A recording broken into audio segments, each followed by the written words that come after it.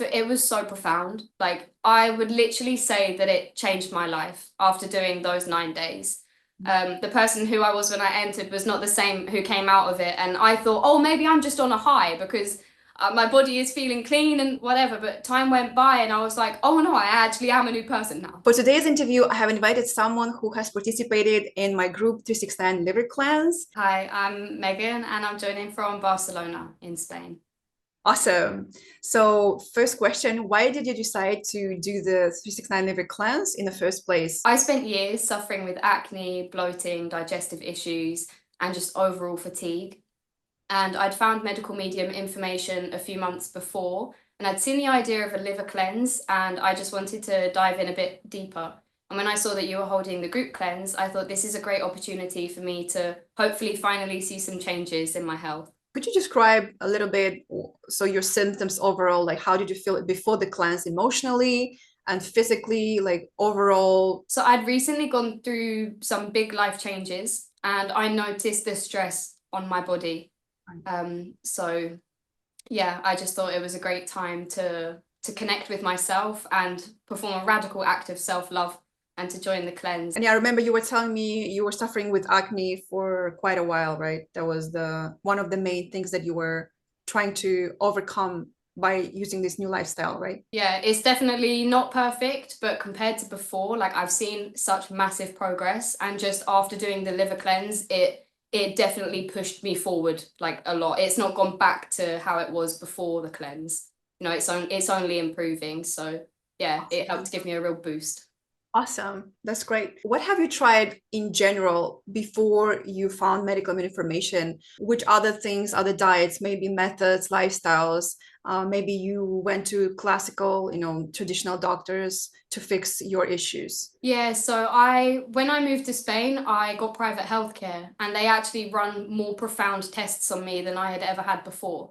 And that's when I was diagnosed with PCOS. And although I had a diagnosis, I didn't really have clarity on what to do because they just sent me away with the pill. They told me that the pill is your only option and this is what you have to do. But I didn't want to take that for an answer. So I dived into different types of healing and different diets and different stories that I'd heard from other people and successes they'd had. I thought maybe if I follow that diet, then I'll have success too. Yeah. So I followed the keto diet for a while. I think it was about 2 months that I did that. I did the AIP diet. I went vegetarian for a while, but while I cut out meat, I was substituting meat for processed stuff. So that also wasn't helpful. Yeah. And Yeah. how was the keto? Because usually what people experience on keto that they like the first couple of months how they feel. And some people even more than a couple of months, and then everything goes down the hill. Was it the same for you with keto? Yeah, well, I think I wasn't really paying attention to my symptoms because I had like looked at so much information that was in favor of the keto diet. I didn't think that it wasn't working. So I did notice some positive changes in the beginning. My skin looked clearer and I was less bloated. But I think this is because I'd also cut out a lot of the extra stuff that I was eating, like processed things and gluten and stuff like that. Yeah, and then after I think it was about a month, I was having digestive issues. And I thought that it was because of the water that I was drinking, because I'd recently moved city. I thought the water was affecting me badly. But then I realized, oh, probably because I changed my diet. Usually on a keto, you have high fat diet, right? It's a high fat, high protein diet. And people suffer later down the road with glucose deficiency because there's not a lot of glucose coming into the brain, and glucose is our primary source of energy. But for your liver, especially, you're overburdening your liver. It's really important to listen to the right type of source of information, right? Knowing who you're listening to and what you are doing, and if there are any other healing stories that have, so people who have already achieved something great. I think it's great to find this sort of information, like medical information, because there's so many people healed from all kinds of diseases, from all kinds of problems. Yeah, it's easy to follow the crowd and to kind of overrule what your body is telling you with logic and with like, oh, well, I read this study, so that must mean that it works for women with PCOS, you know? And yeah, it's easy to get lost in the information because there is so much out there. Right. And you're doing something, you think you're doing your body a service when actually you're Yeah. causing more harm than good.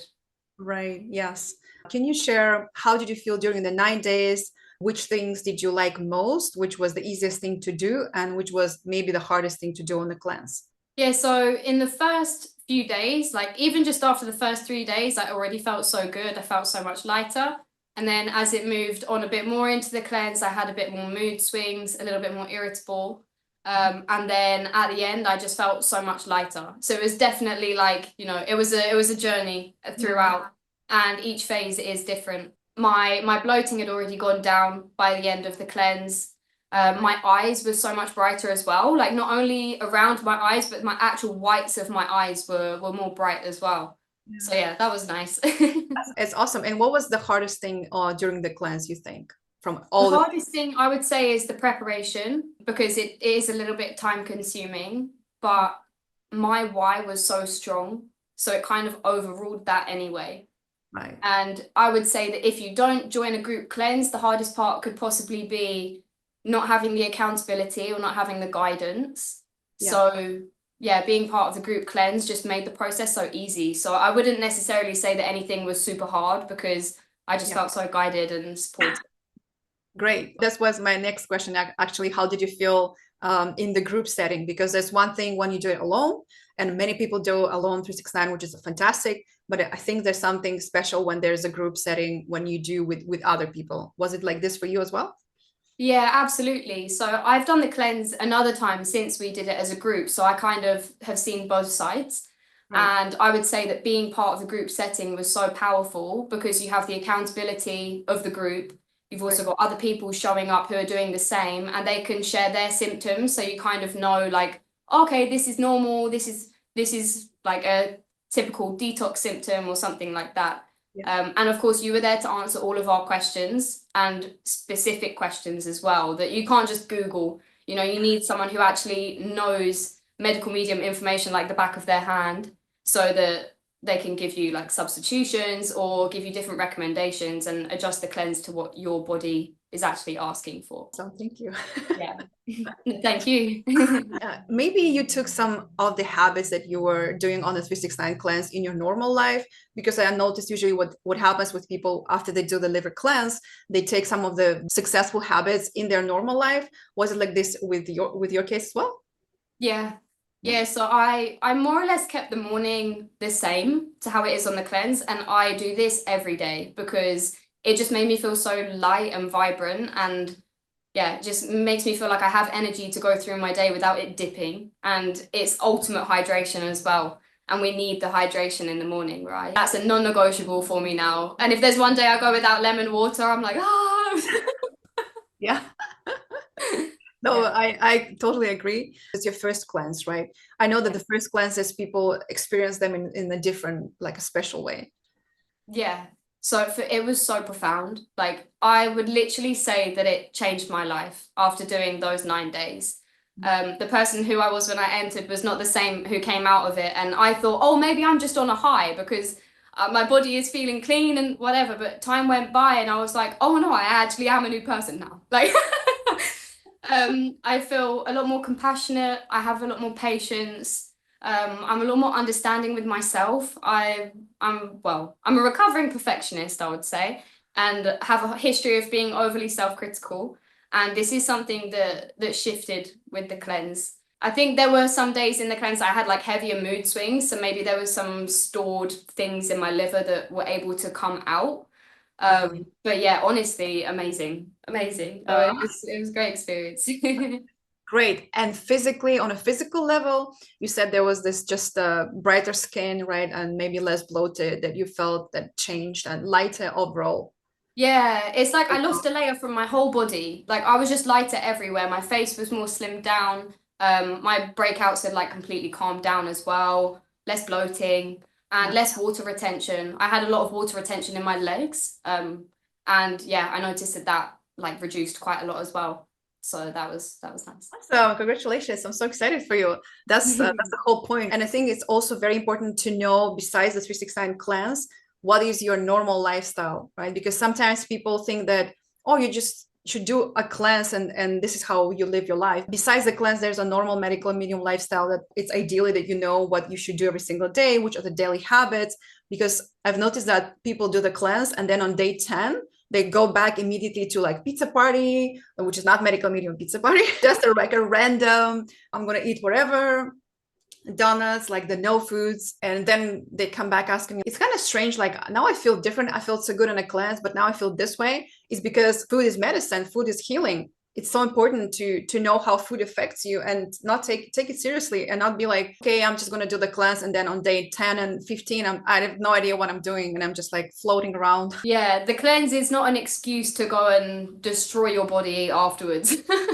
It's not like, oh, well, if I do the cleanse, then I can go back to eating fried foods and fast foods every day. Like it's not like that. And I would also say that if you are looking to make changes in your lifestyle in general, then the cleanse is a great way to start, because you go those 9 days without the food, you suddenly are able to realize like, oh, I have cravings for this at this time, and you can get a bit more in tune with your body. So after that, I would say it's natural that you make like more informed choices with your diet and with your food afterwards. Yeah.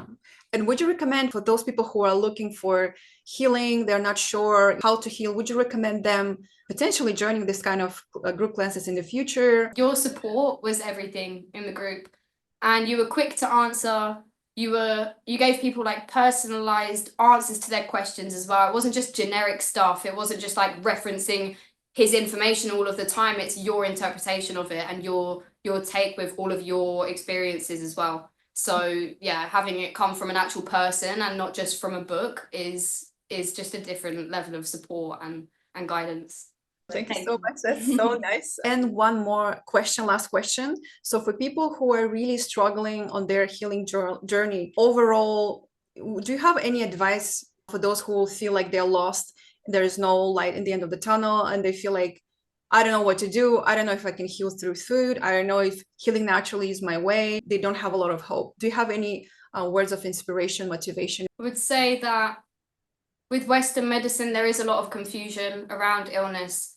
And I think it's like they want to make you feel powerless and they want you to rely on their systems. But for every condition, there is a way of healing, because your body is always working to keep you alive. Your body is always working for you. So the idea of your body attacking itself is just completely wild. Like, I don't know how they even came up with that.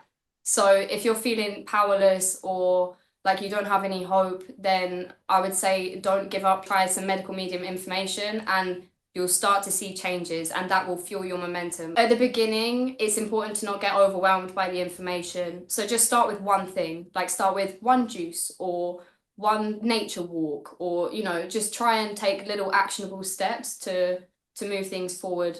You don't have to overthrow your life in one day, but if you're making consistent changes over time, then you will absolutely see changes in your health, regardless of what condition you've been diagnosed with. Thank you for taking the time of your day to come and share your story. You have to be like very vulnerable in front of everybody, you know, to share how you felt. That was before and after. See you in the next video, everybody. Yeah, it's my pleasure. Thank you for having me.